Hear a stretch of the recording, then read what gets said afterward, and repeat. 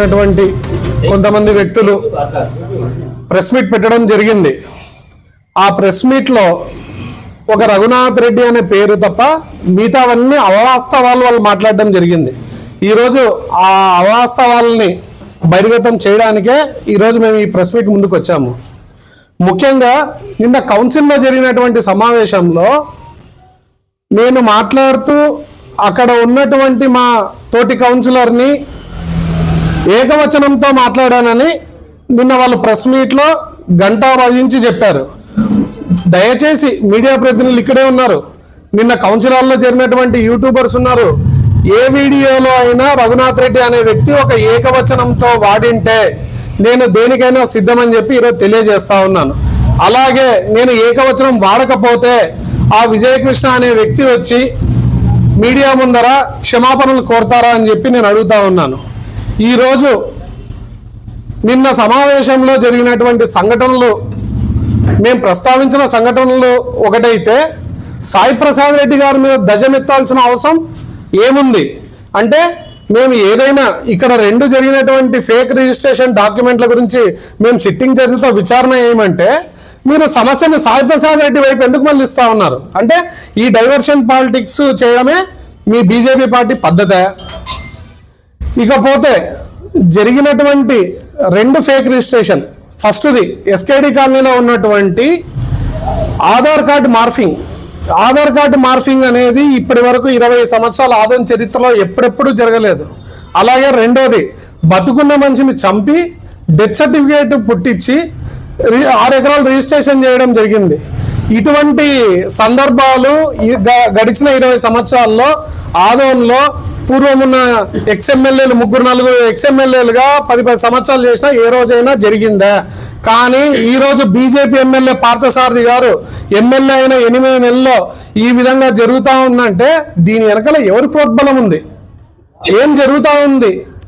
ఈరోజు నేను నిన్న కౌన్సిల్ హాల్లో అడిగిన సందర్భం ఇదే. ఆదోన్లో రియల్ ఎస్టేట్ వ్యాపారము పుంజుకోవడం లేదు. ఎంతోమంది రియల్ ఎస్టేట్ వ్యాపారస్తులతో మాట్లాడితే ఈ జరుగుతున్నటువంటి సంఘటనల గురించి వాళ్ళు నిత్యం ప్రస్తావిస్తూ ఉన్నారు. ఎవరు వచ్చి ఏ దౌర్జన్యం చేస్తారు, ఎవరు వచ్చి ఏ డాక్యుమెంట్స్ని ఫేక్ చేస్తారు అనే భయభ్రాంతులకు ఈరోజు ఆదోని పట్టణ ప్రజలు గురవుతూ ఉన్నారు. అందుకోసమనే ఒక సిట్టింగ్ జడ్జిని ఏమని చెప్పాను అంటే ఆధార్ కార్డ్ మార్ఫింగ్ అది అంత ఈజీగా జరిగే విషయం కాదు. అలాగే ఒక డెత్ సర్టిఫికేట్, బతికున్న మనిషిని చంపేసి డెత్ సర్టిఫికేట్ పుట్టించడం అనేది కూడా అంత చిన్న విషయం కాదు. ఇవన్నీ ఒక సిట్టింగ్ జడ్జి విచారణలో మాత్రమే తీగలాగితే డొంక కదిలినట్టు మొత్తం అన్ని ప్రతి ఒక్కటి బయటికి వస్తాయని చెప్పి ఉద్దేశంతోనే సిట్టింగ్ జడ్జి విచారణ అడిగాను. ఆ సిట్టింగ్ జడ్జి విచారణ చేసే దమ్ము ధైర్యము బీజేపీ పార్టీకి కానీ నిన్న మాట్లాడిన వ్యక్తులకు కానీ ఎమ్మెల్యేకి కానీ ఉందా అని అడుగుతున్నాను. ఆ సిట్టింగ్ జడ్జి విచారణ అడగడానికి కూడా ముఖ్య ఉద్దేశము ఎమ్మెల్యే పార్థసారథి గారి స్నేహితుడైనటువంటి డాక్టర్ రవికిరణ్ గారు ఫస్ట్లో చేసినటువంటి ఆధార్ కార్డు ఫ్యాబ్రికేషన్లో ఆయనే అక్కడ నిందితుడు. వాళ్ళ మదర్ ద్వారా ఆయన చేయడం జరిగింది. మీరు నామకే వాస్తేగా 2 వ్యక్తులను మేము జైలుకు పంపించాము, నువ్వు జైలుకి వెళ్ళి కలుసుకో అంటున్నారు. మరి రవికిరణ్ ఎందుకు జైలుకు పంపించలేదు ఈరోజు మీరు? ఈరోజు రవికిరణ్ అనే డాక్టర్ ఈరోజు ఎక్కడున్నాడు? చేసిన తప్పు చేసినటువంటి ముఖ్య వ్యక్తులను వదిలేసి ఏదో తూచా తప్పకోకుండా అక్కడ ఉన్నటువంటి 2-3 డాక్యుమెంట్ రైటర్లను అధికారులను బాధ్యులు చేయడం ఎంతవరకు సమంజసం?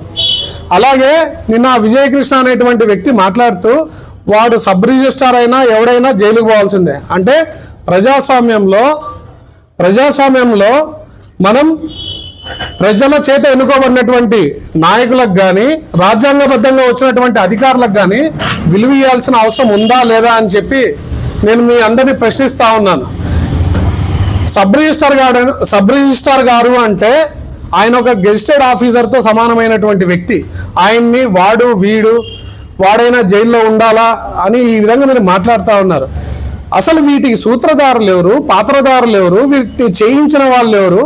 వాళ్ళని తీసుకురండి ముందుకి, వాళ్ళని తీసుకొచ్చి కటకటాల్లో పెట్టండి, అప్పుడు మేము కూడా హర్షిస్తాం. కేవలం 8 నెలల ప్రభుత్వ హయాంలోనే ఇటువంటి సంఘటనలు జరిగాయి. ఇంకొక విషయం, నిన్న ఇంకొకటి కూడా రూరల్లో కూడా ఒకటి, అర్బన్లో కూడా ఒకటి జరిగింది. ఈ జరిగినటువంటిది అది మా మున్సిపాలిటీ పరిధిలోకి రాదు కాబట్టి మేము అక్కడ ప్రశ్నించలేదు. ఈ విధంగా ఎన్ని కబ్జాలు, ఎన్ని ఫ్యాబ్రికేషన్ డాక్యుమెంట్లు జరుగుతున్నాయో ఇంకా ఎవరికి తెలుసు? ఇవన్నీ చేస్తున్న వాళ్ళని మీరేమంటున్నారు? మేము డాక్యుమెంట్ క్యాన్సిల్ చేయించాము అన్నారు. మీకు రఘునాథ్ రెడ్డి నీకు డాక్యుమెంట్ క్యాన్సిల్ చేయడమన్నా తెలుసా అని నిన్ను అడిగాడు విజయకృష్ణ. నాకు డాక్యుమెంట్ ఫ్యాబ్రికేషన్ చేయడం తెలిస్తే కదా నాకు డాక్యుమెంట్లు క్యాన్సిల్ చేయడం తెలిసేది. కనుక విజయకృష్ణ నువ్వు నోరు అదుపులో పెట్టుకొని మాట్లాడితే చాలా బాగుంటుంది. నీ స్థాయి ఏంది? నువ్వు సాయి ప్రసాద్ రెడ్డి గారిని సాయి ప్రసాద్ రెడ్డి అని 4 సార్లు ఏకవచనంతో మాట్లాడావు. ఆయన ఒక ఎక్స్ఎమ్మెల్యే గారు, 5 సార్లు పోటీ చేసినటువంటి వ్యక్తి. ఈరోజు నీకు కానీ నీ ఎమ్మెల్యేకి కానీ ఆయన్ని మాట్లాడే స్థాయి లేదు. ఎందుకంటే మీ ఎమ్మెల్యే గారు కూడా మొదటిసారి ఎమ్మెల్యే. మా నాయకుడు, మా ఎక్స్ఎమ్మెల్యే మా సాయి ప్రసాద్ రెడ్డి గారు 3 సార్లు ఎమ్మెల్యేగా గెలవడం జరిగింది. దయచేసి ఇటువంటి ఫేక్ ప్రాపగాండా, ఫాల్స్ ప్రాపగాండాలు మీరు ఇట్లనే మాట్లాడుతూ పోతే ఆదోని ప్రజలు తగిన బుద్ధి చెప్తారు. ఇకపోతే కౌన్సిల్ సమావేశంలో జరుగుతున్నటువంటి సంఘటనలకు సాయి ప్రసాద్ రెడ్డి గారిని మధ్యలో తీసుకురావడము, డైవర్షన్ పాలిటిక్స్ చేయడం. ఈరోజు నువ్వు ఏమంటున్నావు? ఓడిపోతే సాయి ప్రసాద్ రెడ్డి నేను రాజకీయాలకు దూరంగా ఉంటాను నీ వీడియోలోనే నువ్వు చూపించావు. ఎస్, 8 ఏళ్ళ నుంచి ఈరోజు సాయి ప్రసాద్ రెడ్డి గారు రాజకీయాలకు దూరంగానే ఉన్నారు కదా. ఎప్పుడైతే మీరు సాయి ప్రసాద్ రెడ్డి గారి ప్రస్తావన తీసుకొచ్చి ఆయన మీద నిందలు మోపుతా ఉంటే ఆయన మీడియా ముందుకు వచ్చి మాట్లాడాల్సి వస్తూ ఉంది. అంటే మీరు చేసే ఫ్యాబ్రికేషన్ డాక్యుమెంట్లు, మీరు చేసే దౌర్జన్యాలు, మీరు చేసే ఇటువంటి భూ సంఘటనలు ఎవరు ఏలెత్తి చూపించాలి? ప్రతిపక్ష నాయకుడిగా మా సాయి ప్రసాద్ రెడ్డి గారు ఏలెత్తి చూపించాల్సిన అవసరం ఉంది. సరే విజయకృష్ణ, నిన్ను ఒక విషయం అడుగుతా. మీ కూటమి ప్రభుత్వంలో ఉన్నటువంటి మీ లోకేష్ బాబు గారు ఎలక్షన్ ముందర సంక్షేమ పథకాలు అంటే సూపర్ 6లు మేము ఇవ్వకపోతే చొక్కా పట్టుకొని అడగండి అని అన్నాడు ఆ రోజు. మరి ఈరోజు విజయకృష్ణ ఎవరి చొక్కా పట్టుకోవాలి ఆదోని ప్రజలు అని చెప్పి నేను మిమ్మల్ని అడుగుతా ఉన్నాను. సో ఏదైనా మాటలు మాట్లాడే ముందర ఒకసారి 1కి 2 సార్లు మీరు వాటిని తెలుసుకొని మాట్లాడితే పద్ధతిగా ఉంటుంది. పెద్దలన్నాక మనం గౌరవించుకోవాలా. ఎక్స్ఎమ్మెల్యే గారు అనే మినిమం ఇంకిత జ్ఞానం లేకోకుండా నువ్వు నిన్న మాట్లాడడం జరిగింది. నేను ఎమ్మెల్యే పార్థసారథి గారికి డైరెక్ట్గా చెప్తా ఉన్నాను, దయచేసి ఇటువంటి అవగాహన రాహిత్యం లేనటువంటి వ్యక్తులు రేపు ప్రెస్ మీట్లు పెట్టి మాట్లాడితే పబ్లిక్లో చులకనయ్యేది ఎమ్మెల్యే గారు మీరే. దయచేసి మీరు తెలుసుకోవాలని చెప్పి నేను కోరుతా ఉన్నాను. ఇకపోతే ఇనానిమస్గా ఎలక్ట్ అయినారు కౌన్సిలర్లు, మీరు రాజీనామా చేయండి, ఇప్పుడుండే కౌన్సిలర్లు రాజీనామా చేస్తారని విజయకృష్ణ అంటా ఉన్నాడు.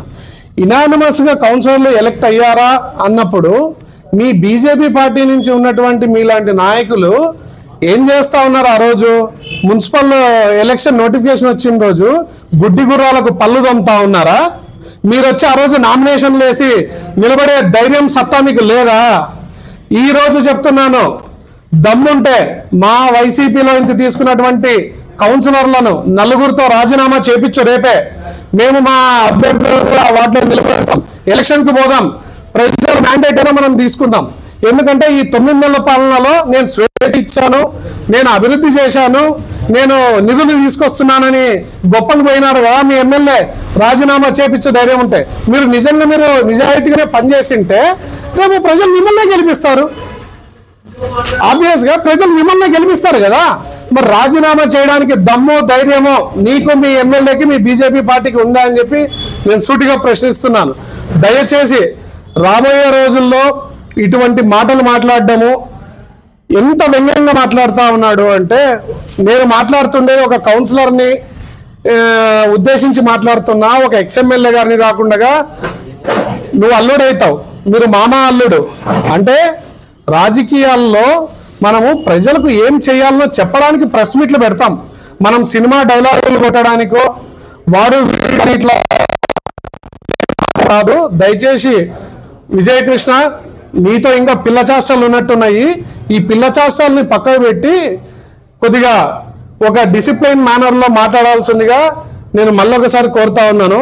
ఇకపోతే మళ్ళొకసారి మీడియా ముఖంగా నేను గుర్తు చేస్తున్నాను, డాక్టర్ రవికిరణ్ అనే వ్యక్తి మీద కేసు పెట్టారా ఎస్కేడి కాలనీలో జరిగినటువంటి విషయానికి, లేదా ఆయన్ని అరెస్ట్ చేశారా? దయచేసి దమ్ముంటే రేపు దీని మీద మీరు ప్రెస్ మీట్ పెట్టి ఇవ్వండి. అదే 6 ఎకరాల డాక్యుమెంట్ మేము క్యాన్సిల్ చేయించామని మీరు మాట్లాడుతూ ఉన్నారు. దాంట్లో 20 సెంట్లు ఇంకా రిజిస్టర్ ఆఫీస్లో వాళ్ళ పేరే చూపిస్తుంది, అది క్యాన్సిల్ కాలేదు అంటే మళ్ళీ ఆ 20 సెంట్ల సంగతి మాట ఏంటి? ఎమ్మెల్యే గారు రిజిస్టర్ ఆఫీస్ దగ్గరికి పోవడము, ఎవరైనా లంచాలు తీసుకుంటే తోలు తీస్తా అంటున్నాడు. అయ్యా ఎమ్మెల్యే గారు, మీరు నేను కలిసి ఆదోని పట్టణ ప్రజలకు తెలియకోకుండా ఒక 3వ వ్యక్తిని రిజిస్టర్ ఆఫీస్ దగ్గర పంపిద్దాం రాబోయే రోజుల్లో. అక్కడ ఎటువంటి ఒక రూపాయి లంచాలు జరగట్లేదు అని అంటే ఆ రోజు నేను మీతో మాట్లాడతానని తెలియజేస్తున్నాను. ఫ్యాబ్రికేషన్ డాక్యుమెంట్లు బతుకున్న వ్యక్తిని చంపి రిజిస్ట్రేషన్ చేస్తూ ఉంటే మీరు లంచాలు తీసుకోకూడదని చాలా సునాయాసంగా మాట్లాడుతూ ఉన్నారు. అంటే వీటి వెనకాల ఎవరున్నారు? ఆ పెద్ద తలకాయలు ఎవరు? అందుకే సిట్టింగ్ జడ్జితో విచారణ జరిగితే తీగలాగితే డొంక కదిలినట్టు మొత్తం బయటకు వస్తుంది.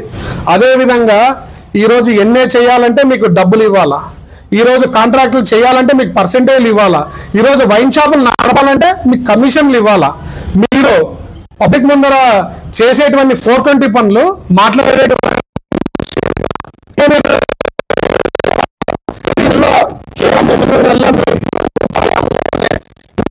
ఇన్ని పనులు మీరు చేసి మళ్ళీ మీరు తిరిగి సాయి ప్రసాద్ రెడ్డి గారి మీదనే అభియోగాలు మోపుతా ఉన్నారు. నేను నిన్న ఏమడిగాను కౌన్సిల్లో, అదే మీ ప్రభుత్వం అధికారం ఇచ్చారు ఆదోని పట్టణ ప్రజలు, మీ పరిపాలన మీరు చేయండి, ఇంకా సాయి ప్రసాద్ రెడ్డి గారి మీద ఎందుకు ఏడుస్తారని చెప్పి నేను అడగడం జరిగింది. తప్పేముంది? ఈ రోజు నిన్న మా యువ నాయకుడు జయ మనోజ్ రెడ్డి పేరు సాయి ప్రసాద్ రెడ్డి విజయకృష్ణ తీశాడు. నేను ఈరోజు మా ప్రభుత్వం అయిపోయి మీ ప్రభుత్వం వచ్చి 8 నెలలు అవుతా ఉంది.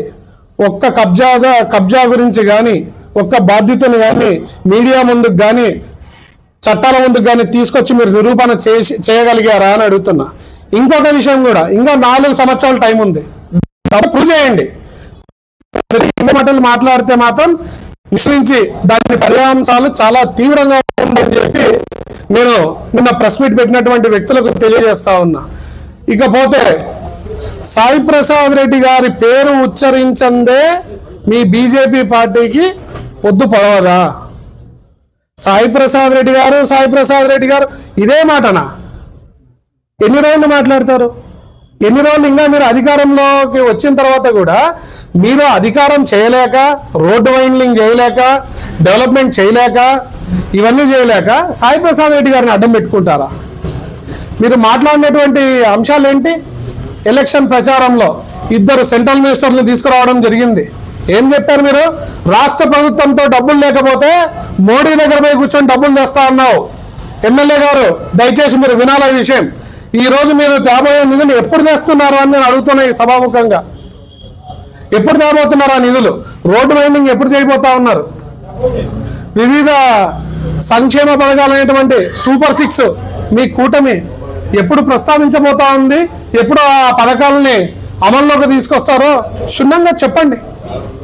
ఈరోజు ఆదోని పట్టణంలో ఉన్నటువంటి ప్రజానికానికి కూడా నేను తెలియజేస్తా ఉన్నాను, ఇక్కడ చేస్తున్నటువంటి భూదందాల వ్యవహారంలో దయచేసి ఆస్తిపాస్తులు ఉన్నటువంటి ప్రతి ఒక్కరు మీరు 1-2 సార్లు మీ ఈసీలు కానీ ఇవన్నీ చెక్ చేసుకోవాలని చెప్పి తెలియజేస్తా ఉన్నాను. ఎందుకంటే ఇంకెన్ని అక్రమాలు జరిగాయో అవి బయటకు వస్తే తప్ప మనకు కూడా ఆ విషయం నివృత్తి కాదు కదా. ఈరోజు మన ముందర బయటకు వచ్చిన 3 అంశాలు బయటకు వచ్చాయి. ఒకటి ఎస్కేడి కాలనీ అంశము, ఒకటి 6 ఎకరాలకు సంబంధించిన విషయము, ఇంకొకటి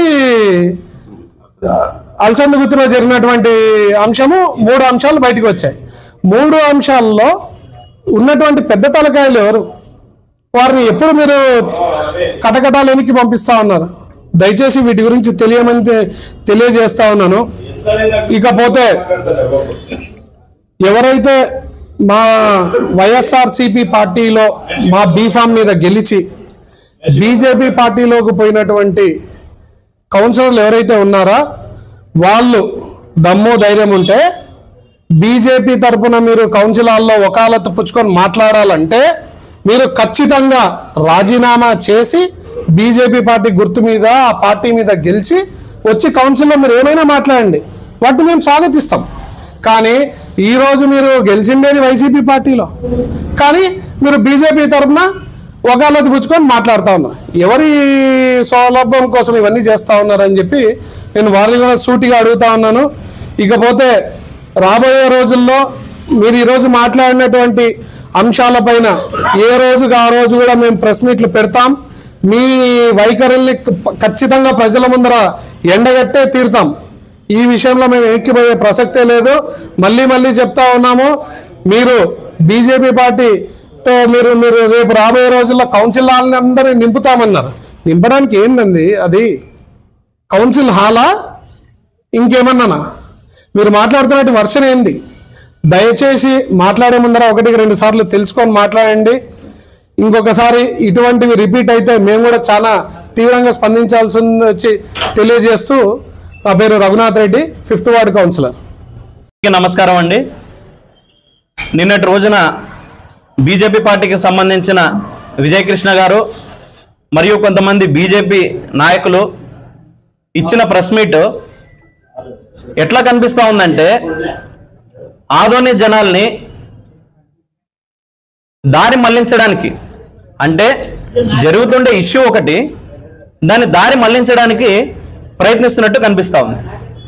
కంప్లీట్గా మొన్న కౌన్సిల్లో జరిగిన అంశాలు, అందుకే కౌన్సిల్ మీటింగ్ అయిపోయిన వెంటనే మళ్ళీ ఒక ప్రెస్ మీట్ పెట్టి ఎన్ని కోట్లకు సంబంధించిన వర్కులు శాంక్షన్ చేశాము అని చెప్పేసి వైఎస్ఆర్సీపీ పార్టీ కౌన్సిలర్ల తరఫున ప్రెస్ మీట్ ఇవ్వడం జరుగుతూ ఉంది.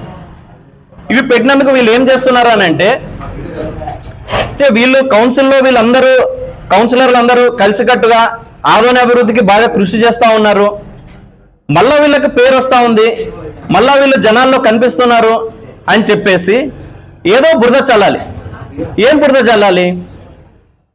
గౌరవ కౌన్సిలర్ గారిని, లలితమ్మ అనే కౌన్సిలర్ గారిని ఏకవచనంతో పిలిచినావు, ఆమెను అవమానకరంగా బయటకు పోను అని అన్నారు.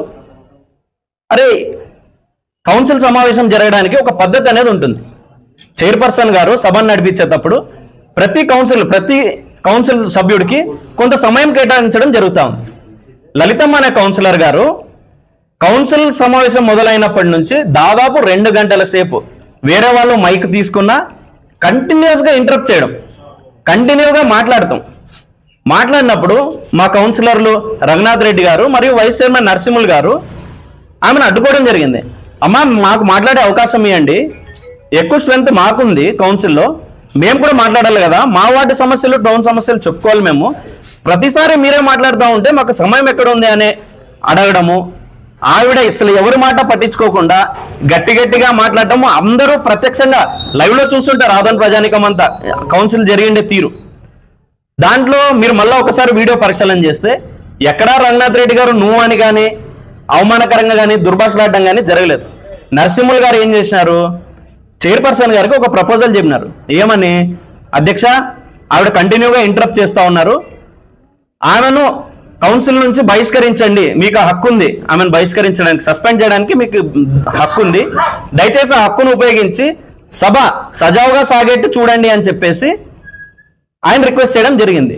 దీన్ని పట్టుకొని కేవలం ఒక సాఫ్ట్ గేమ్, అంటే జనాల్లో ఏదో ఆడ కౌన్సిలర్ని అవమానించినారు అని అంటే ఏదో సింపతి వస్తుంది, ఏదో డైవర్షన్ చేయొచ్చు, దీన్ని ఏదో వేరే రకంగా తీసుకుపోవాలి అని చెప్పేసి మాట్లాడడం కరెక్ట్ కాదు. ఎందుకు అనంటే పత్రికా విలేకరులు అందరూ ఎదురుగానే ఉన్నారు, వాళ్ళ ఫోన్ల ద్వారా టెలికాస్ట్ చేసిండే అన్ని జనాలు చూసినారు లైవ్లో. అక్కడ జరిగిండే విషయం వేరు, వీళ్ళు మాట్లాడుతుండే విషయం వేరు. పోనీ మీరేమైనా గౌరవంగా మాట్లాడినారా? గౌరవ కౌన్సిల్ సభ్యుడిని రఘునాథ్ రెడ్డి అని వార్నింగ్ ఇచ్చే తీరులో మాట్లాడుతున్నారు. 3 సార్లు ఎమ్మెల్యే అయినటువంటి మాజీ ఎమ్మెల్యే సాయిప్రసాద్ రెడ్డి గారిని సాయిప్రసాద్ రెడ్డి అని ఏకవచనంతో మాట్లాడుతున్నారు. మీరైతే అగౌరవంగా మాట్లాడొచ్చు, మేము మాట్లాడకపోయినా మేమేదో తప్పులు చేసాం, అగౌరవంగా మాట్లాడమని మా మీద అభాండాలు నిందలు వేస్తారు. ఎంతవరకు సబబు ఇది? సాయనని మా ఎక్స్ఎమ్మెల్యే సాయిప్రసాద్ రెడ్డి గారిని రాజీనామా ఇది ఏదైతే రాజకీయాలను సన్యాసం తీసుకోండి అని, ఏ రోజు రాజకీయ సన్యాసం తీసుకుంటానని సాయిప్రసాద్ రెడ్డి గారు చెప్పలేదు. ఆయన కనుక గెలిస్తే రాజకీయాలకు దూరంగా ఉంటానని చెప్పాడు సాయిప్రసాద్ రెడ్డి గారు. సరే, సాయిప్రసాద్ రెడ్డి గారు రాజకీయాలకు దూరంగా ఉంటున్నారు. ఇప్పుడు ఆయన వచ్చే టైం ఎప్పుడు వస్తుందో ఆ టైం ముందుకు వస్తారు. మీరేం చెప్పినారు? ఆదోనికి 400 కోట్ల రూపాయలు సెంట్రల్ నుంచి ఫండ్ తీసుకొస్తానని చెప్పి మన గౌరవ ఎమ్మెల్యే గారు, ప్రస్తుత ఎమ్మెల్యే గారు చెప్పినారు. 400 కోట్లు ఎక్కడున్నాయి? ఎప్పుడు తెస్తారు ఆదోనికి? తర్వాత మెడికల్ కాలేజ్, ఆదోని జనాల ఆశ మెడికల్ కాలేజ్ ఈరోజు ఏ స్థితిలో ఉందో మనం అందరం చూడొచ్చు. ఎంత ర్యాపిడ్గా పనులు జరిగినాయి, ఏ స్థితిలోకి వెళ్ళింది. అది కేవలం 6 నెలల్లోనే సగం పనుల పైన పూర్తి చేస్తున్నాము. ఈరోజు కూటమి ప్రభుత్వం రాగానే మెడికల్ కాలేజ్ అనేది ఆగిపోయింది. దాని గురించి జవాబు ఎవరు చెప్తారు? మేము కౌన్సిల్లో ఇదే ప్రశ్న శాసనసభ్యుల వారిని అడిగితే ఆయన ఏమంటారు? ఏదో విధంగా దాన్ని కంప్లీట్ చేస్తామని అంటున్నారు. ఎప్పుడు ఏ విధంగా కంప్లీట్ చేస్తారో జవాబు లేదు మీ దగ్గర. అరే, జనాలు క్లియర్ మ్యాండేట్ ఇచ్చినారు, మిమ్మల్ని 18,000 ఓట్లతో గెలిపించినారు. మీరు ప్రభుత్వం చేయాల్సిందే పని, శాసనసభ్యుల వారు చేయాల్సిందే పని చేయండి. ఇంకా ఎన్ని రోజులు చేస్తారు? సాయి ప్రసాద్ రెడ్డి గారు నామజపం ఎలక్షన్ అంతా చేసినారు, పోయిన 5 సంవత్సరాలు చేసినారు, ఎలక్షన్ ప్రచారంలో చేసినారు. ఇంకా రాబో 5 సంవత్సరాలు కూడా ఆయన పేరే జపం చేస్తారా? ఆదోని అభివృద్ధికి కట్టుబడాలి. కానీ మాజీ శాసనసభ్యుల గురించి కామెంట్ చేయడమే పని అయితే రేపు పొద్దున జనాలకి ఏ విధంగా మీరు అభివృద్ధి చూపిస్తారు? మీ ఏకైక అజెండా సాయి ప్రసాద్ రెడ్డి గారిని నిందించడంలోనే ఉంది, కానీ ఏ ఒక్కటి అభివృద్ధిలో లేదు. సరే, ఈ రోజు వరకు మనం మాట్లాడుకున్నట్లయితే మున్సిపాలిటీకి జనరల్గా వచ్చిండే ఫండ్స్, అంటే గవర్నమెంట్ నుంచి వచ్చిండే ఫండ్స్ తప్పించి మన శాసనసభ్యుల వారు సపరేట్గా ఏమైనా ఫండ్స్ తెచ్చినారా? 9 నెలలు కావస్తుంది ప్రభుత్వం వచ్చి, అర్జీలు ఇస్తున్నారు తప్పించి ఎటువంటి ఫండ్ మనకు రాలేదు. ఆదోనికి సంబంధించి, ఆదోని మున్సిపాలిటీకి సంబంధించి కానీ గ్రామ పంచాయతీలకు సంబంధించి కానీ ఏ ఫండ్ రాలేదు. అదే మా సాయి ప్రసాద్ రెడ్డి గారు ఎక్స్ట్రాగా ఆదోనికి మున్సిపల్ ఫండ్స్ వచ్చేవి కాకుండా ఆదోనికి బైపాస్ రోడ్ తెచ్చినారు, తర్వాత మెడికల్ కాలేజ్ తెచ్చినారు, డిగ్రీ కాలేజ్ తెచ్చినారు. ఆదోనిలో ఈరోజు మనం చూసినట్లయితే 150 పడకల ఆసుపత్రులు ఆ రోజు కొత్తగా మళ్ళీ బిల్డప్ చేయించినారు. నాడు నేడు కింద స్కూళ్ళు జరిగినాయి. ఇన్ని పనులు, ఇన్ని అభివృద్ధి పనులు మేము చేసినాము. 9 నెలల్లో ఒక్క అభివృద్ధి పని మీరు చూపించండి. అదే ఎప్పుడు జరిగే సహజ పనులు, కాలువలు తీయడము, రోడ్డుకి ప్యాచ్లు వేయడము, ఇవి చూపించి అసలు ఇంతవరకు మీ మాటలు వింటే ఎట్లా మాకు ఇన్ని రోజులు ఎక్కడో అడవుల్లో బతికినాము, మాకు అసలు సంస్కారం తెలియదు, ఏమీ తెలియదు. ఈ రోజు మీరు వచ్చేదో మాకు అందరికీ కొత్తగా నేర్పిస్తున్నారు, ఎట్లా బతకాలి, జీవన విధానం అంటే ఏమనే రీతిలో ప్రవర్తిస్తున్నారు. ఇది ముమ్మాటికి దీన్ని ఖండిస్తున్నాం మేము. గత 20 సంవత్సరాలుగా సాయి ప్రసాద్ రెడ్డి గారు, అప్పటి మాజీ శాసనసభ్యులు మీనాక్షి నాయుడు గారు, మీరు ఎంత కాదన్నా కూడా వాళ్ళు ఆదోని అభివృద్ధి చేసినారు. 100% కరెక్ట్. జనాలు ఏం ఆలోచించినారు? కొత్త వ్యక్తి కావాలనే ప్రచారం ముందుకు తీసుకొని పోయి ఈరోజు వాళ్ళు మిమ్మల్ని గెలిపించినారు. అరే, ఆ నమ్మకాన్ని మీరు నిలబెట్టుకోండి. అది వదిలేసి ఎంతసేపు ఇదేనా సాయి ప్రసాద్ రెడ్డి పోనీ ఈ రోజు వరకు ఏమన్నా నిరూపించారా సాయి ప్రసాద్ రెడ్డి గారు చేసిన అవినీతి? జనవరి పోయిన సంవత్సరము ఫిబ్రవరి నెల నుంచి ఏ రోజైతే శాసనసభ్యుల వారికి ఇప్పుడు టికెట్ డిక్లేర్ అయిన రోజు నుంచి చెప్తున్నారు సాయి ప్రసాద్ రెడ్డి అవినీతి బయట పెడతామని. ఈ రోజు వరకు ఒక్క అవినీతి చూపండి. ఆయన అవినీతి బయట పెట్టే ప్రాసెస్ లో మీ అవినీతులు బయటకు వస్తున్నాయి కదా. దానికి జనాలు, మీరందరూ అనుకుంటున్నారు జనాలు ఏది మాట్లాడటం లేదు, సైలెంట్గా ఉన్నారు, మేము చెప్పే మాటలని నమ్ముతున్నారు, మేము ఎట్లా చెప్పినా నడుస్తుంది, సాయి ప్రసాద్ రెడ్డిని ఒక పెద్ద భూతంలాగా రాక్షసంలాగా చూపించేసాము, ఇంకా సాయి ప్రసాద్ రెడ్డి గారు మళ్ళీ గెలవలేరు, మళ్ళీ ఆయన్ని మేము ఇంకా విలన్ చేయాలని చూసినా, మీరు ఆయన ఎంత విలన్ చేయాలని చూసినా అంత హీరో అవుతున్నాడు ఆయన. కాబట్టి బీజేపీ సభ్యులకు, బీజేపీ నాయకులకు మేము చెప్పేది ఏమేనంటే, దయచేసి డైవర్షన్ పాలిటిక్స్ చేయొద్దండి. ఆదోనిలో మీరు ఏది ఉందో వాస్తవం అది మాట్లాడండి. మా కౌన్సిలర్లు, మా వైస్ చైర్మన్ ఎవరిని అవమానించలేదు, ఎవరిని అవమానకరంగా మాట్లాడలేదు. ఈ విషయాన్ని దయచేసి గుర్తుపెట్టుకొని ఆదోని అభివృద్ధికి మీరు పాటుపడాలని, దానికి మా సహకారం, మా కౌన్సిల్ వైసీపీ పార్టీ సహకారం ఉంటుందని చెప్పేసి తెలియజేస్తా సెలవు తీసుకుంటా ఉన్నాను. నా పేరు Sandeep Reddy, 36th ward councillor, Adoni. ఈ మీడియా సమావేశానికి వచ్చినటువంటి మా సోదరులందరికీ, అదేవిధంగా మా సోదరి మనులకు ప్రత్యేకంగా నేను ధన్యవాదాలు తెలుపుకుంటున్నాను. అదేవిధంగా ఇక్కడ ఉన్నటువంటి పెద్దలకి ప్రతి ఒక్కరికి కూడా నేను పేరు పేరున ధన్యవాదాలు తెలుపుకుంటున్నాను. మరి గత 3 రోజుల నుండి మనము ఆదోనిలో గమనిస్తూ ఉంటే అలసందుగుత్తి గ్రామానికి చెందినటువంటి 6.5 సెంట్లని ఒక తమ్ముడు చెప్పడం జరిగింది. అంటే ఒక ప్రధాన పత్రికలో మేము చూడడం జరిగింది. ప్రధాన పత్రికలో 30 సెంట్లు కబ్జా చేశారు అని చెప్పడం జరిగింది. మేము అప్పటికి కూడా చూస్తూ ఉన్నాము, ఎందుకంటే మాకు ఇంకా సరైన రిజల్ట్ రావాలని వెయిట్ చేసినాము. మరి వెంటనే స్పందించినటువంటి గౌరవ ఆదోని సబ్ కలెక్టర్ గారు స్పందించి వెంటనే అక్కడున్నటువంటి గౌరవ ఎంఆర్ఓ సార్ గారికి ఇన్ఫర్మేషన్ ఇవ్వడం వల్ల వెంటనే అలసందుగుత్తికి వెళ్ళి సర్వే నెంబర్ 149 ఏదైతే స్థలం ఉందో ఆ స్థలంలో అక్రమంగా బండలు పాతుకున్నారు, వెంటనే తొలగించాలి అని చెప్పేసి చెప్పడం జరిగింది. మరి మేము కూటమి సభ్యులకు ఒకటే సూటిగా క్వశ్చన్ చేస్తున్నాం అన్నదమ్ములకు. అంటే మీరు పదే పదే కబ్జా అంటున్నారు కదా, మరి ఇది కబ్జా కాదా అని మేము అడుగుతున్నాం. ఈరోజు ఎలాంటి ఆధారాలు లేకున్నట్ట ఎలక్షన్ కన్నా ముందు, ఎలక్షన్ కన్నా తర్వాత కూడా మీరు చెప్పినటువంటి ఒక ఊత పదం, అంటే కబ్జా సాయిప్రసాద్ రెడ్డి అన్న గారు గౌరవనీయులు చేసినారని ఎలాంటి ఆధారాలు లేకుండా మీరు పలికే ఊత పదాలకి నిదర్శనమే మీరు చేసే కబ్జాలని నేను ఈ మీడియా పరంగా తెలియజేస్తున్నా. అదేవిధంగా తమ్ముడు చెప్తారు పులిరాజా గారు గతంలో కూడా గౌరవ సాయిప్రసాద్ రెడ్డి అన్న గారిని పదే పదే కూడా ఈ విధంగా మాట్లాడడం జరిగింది. అంటే తమ్ముడు ఏం చెప్తారంటే అది నాకు సంబంధం లేదు, మా చిన్నాన్న కరడు కట్టినవంటి టీడీపీ అని చెప్తారు. ఒకవేళ కబ్జా చేసింది నేను కాదు అని అన్నప్పుడు తనే నిజాలు చెప్తున్నారు. అక్కడ 30 సెంట్లు కబ్జా జరగలేదు, 6.5 సెంట్లు జరిగింది అన్నారు. 6.5 సెంట్లు ఎవరైనా వేరే వాళ్ళు చేసినారా అని అంటే అది కూడా వాళ్ళ చిన్నాన్న పెద్దనాన్న అని ఆ పిల్లోడు చెప్తున్నారు, ఆ తమ్ముడే చెప్తున్నారు. కాబట్టి మీరు మాట్లాడేటప్పుడు ఇప్పుడు కూడా మీకు ఛాలెంజ్ చేస్తున్నాం మేము వైఎస్ఆర్సీపీ పార్టీ తరఫున. మీరు నెక్స్ట్ అని మేము పదే పదే చెప్తూనే ఉన్నాం. మీరు సరైన ఆధారాలు లేకుండా గౌరవ మాజీ శాసనసభ్యులను పదే పదే అంటున్నారు. ఇక మానుకోండి అని కూడా నేను తెలియజేస్తున్నా. ఎందుకంటే మీరు అనే కొద్దీ మీ పుట్టనే బయటకు వస్తుంది, మీ చిట్టనే బయటకు వస్తుంది. చాలా మంది కూటమి సభ్యులు చెప్తున్నట్టు గౌరవ శాసనసభ్యులది చిట్ట విప్తామంటున్నారు. మీ కూటమిలోనే చిట్టాలన్నీ బయటకు వస్తున్నాయి, ఒకసారి కూడా మీరు చూసుకోవాలని చెప్పి కూడా నేను తెలియజేస్తున్నా. అదేవిధంగా అంటే తమ్ముడు చెప్తున్నారు నాకు సంబంధం లేదంటారు. నా రక్తంలో అంటే మేము ఎక్కడా కూడా కూటమి అన్నదమ్ములు కానివ్వండి, కూటమిలో ఎవరైనా కానివ్వండి గమనించాల్సింది ఏంటంటే మేము గవర్నమెంట్ని క్వశ్చన్ చేస్తున్నాం. ఏదైతే గవర్నమెంట్ని మేము క్వశ్చన్ చేస్తున్నాం, అక్కడ మాకు చంద్రబాబు నాయుడు సార్ గారు కానివ్వండి, లేదా మన ఆదరణ శాసనసభ్యులు పార్థసారథి అన్న గారు కానివ్వండి, మాకు సంబంధం లేదు. మేము గవర్నమెంట్ని క్వశ్చన్ చేస్తున్నాం. గవర్నమెంట్ని ఏం క్వశ్చన్ చేస్తున్నాం? గవర్నమెంట్ ఏదైతే ఎలక్షన్ కన్నా ముందు వాగ్దానాలు ఇచ్చిందో ఆ సూపర్ 6 ఎందుకు ఇవ్వడం లేదు అని మేము క్వశ్చన్ చేస్తున్నాం.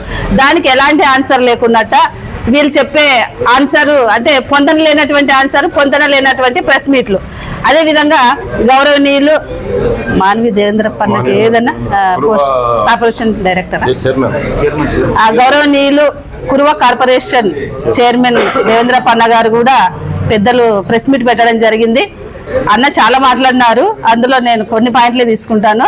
అంటే అన్నగారు ఏం చెప్పినారు అంటే జగన్మోహన్ రెడ్డి 5 సంవత్సరాల్లో ఏం చేయలేదు, అరాచకాలు సృష్టించినారు, అభివృద్ధి చేయలేదు అన్నారు. అన్న ఆలూరు మండలం అరికేట గ్రామానికి చెందినటువంటి ఒక ఫీల్డ్ అసిస్టెంట్ అన్న అంటే ఎంత దారుణంగా ఎంత అరాచకంగా చంపినారనేది స్వయాన్ని మీరు వెళ్ళి చూశారు. గత ప్రభుత్వంలో ఏ రోజైనా జరిగిందా అని నేను క్వశ్చన్ చేస్తున్నా. అదేవిధంగా వాలంటీర్లు ఒక 50 మంది ఉండేవాళ్ళు, ఇప్పుడు 50 మంది పని 5 మందే చేస్తున్నారన్న మీరు కోవిడ్లో ఎందుకన్నా ఈ మాట మాట్లాడలేదు అని నేను క్వశ్చన్ చేస్తున్నా సూటిగా. ఎందుకంటే కోవిడ్లో వాళ్ళ ప్రాణాలకి తెగించి ఆ రోజు అదే అంటే కోవిడ్లో కాకుండా అంతకుముందు తూర్పుగోదావరి జిల్లా ఫ్లడ్ వచ్చినప్పుడు కానివ్వండి, రీసెంట్గా కూటమి గవర్నమెంట్ వచ్చిన తర్వాత విజయవాడ ఫ్లడ్ కానివ్వండి, మరి వాలంటీర్లు సాయం తీసుకున్నారు మీ గవర్నమెంట్. మరి ఆ రోజు మీకు వాలంటీర్ పని చేస్తారని తీసుకున్నారా, చేయలేదని తీసుకున్నారా అని కూడా నేను క్వశ్చన్ చేస్తున్నా. అదేవిధంగా జగన్మోహన్ రెడ్డి అన్న గారు పథకాలు ఇవ్వలేదన్నారు. మేము గౌరవ మాజీ శాసనసభ్యులు సాయిప్రసాద్ రెడ్డి అన్న గారి వెనకాల వాళ్ళ ఊరికి వెళ్ళినప్పుడు వాళ్ళ కుటుంబం ఆ ఇంటిని మేము విజిట్ చేయడం జరిగింది. వాళ్ళకి రైతు భరోసా కూడా వచ్చింది. ఆ పెద్దమ్మ అంటే అన్న వాళ్ళ అమ్మగారే ఆ బుక్ తెచ్చి ఇవ్వడం జరిగింది. అన్న మీ ఇంటికి 2 చెప్పినారు, మీరు అమ్మఒడి చేయితోటి ఇస్తున్నారు అని. ఆ పథకాలు చెప్పాలంటే చాలా ఉన్నాయన్న. మీ ఇంటికి రైతు భరోసా కూడా వచ్చింది, మీరు మర్చిపోకూడదని కూడా నేను తెలియజేస్తున్నా. అదేవిధంగా అంటే మేము తిరిగే రోడ్ల అంటే 5 సంవత్సరాలు ఏ రోడ్లు వేయలేదు, అభివృద్ధి చేయలేదు, మేము వేసిన రోడ్లో తిరుగుతున్నారు. జగన్మోహన్ రెడ్డి గారికి సిగ్గుండాలా, వాళ్ళ నాయకులకు సిగ్గుండాలని చెప్పారు. ఈరోజు సిగ్గుపడాల్సింది ఎవరన్నా అని నేను అన్నని క్వశ్చన్ చేస్తున్నా. ఎందుకు ఈ మాట అంటున్నానంటే